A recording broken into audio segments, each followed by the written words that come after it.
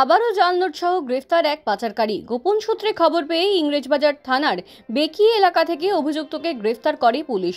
ধৃতর হেফাজত থেকে উদ্ধার হয়েছে প্রায় 10 লক্ষ টাকা। পুলিশ সূত্রে জানা গিয়েছে ধৃতের নাম হানিফ শেখ, বয়স 26, বাবা ফেরাজুল শেখ, বাড়ি বৈষ্ণবনগর থানার সবদলপুর এলাকায়। পুলিশ সূত্রে জানা গিয়েছে এদিন বিকেলে 4:30 নাগাদ অভিযুক্ত হানিফ শেখ জাল নোটগুলি অন্য এক পাচারকারীকে দেওয়ার জন্য অপেক্ষা করছিল। সেই সময় পুলিশ অভিযুক্তকে আটক করে একটি বাইকের অপেক্ষা করছিল। তল্লাশি চালিয়ে পুলিশ তার হেফাজত থেকে 20টি বান্ডিল উদ্ধার হয়, সবগুলি 500 টাকার নোট। সোমবার অভিযুক্তকে মালদা জেলা আদালতে পেশ করা হবে।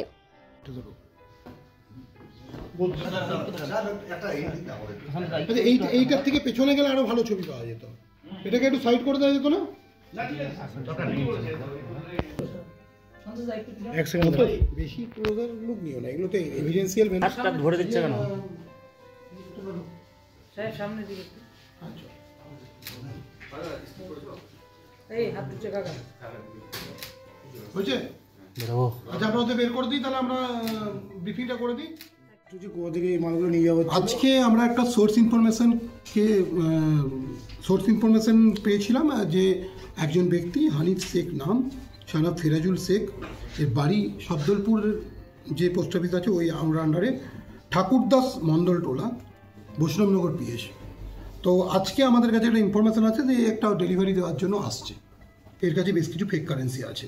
তো আমরা ইংলিশ বাজার থানার আন্ডারে মহদীপুর যে গ্রাম পঞ্চায়েত তার আন্ডারে যে বেকি সুস্বাস্থ্য কেন্দ্র আছে তার কাছে ভুটেশপাড়া বলে একটা জায়গা আছে, সেখানে ওকে মোটরসাইকেল সহ ইন্টারসেপ্ট করি।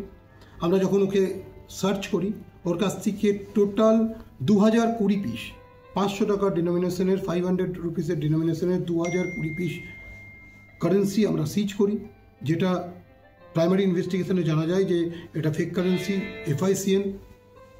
তো সেটা আমাদের ইন্টারভেশনের প্রাইমারি যে ইন্টারভেশন ওখানে আমরা করি, সেটাতে ওই এক যে ইন্টারসেপ্টেড পার্সন হানিফ শেখ সেও এটা স্বীকার করে।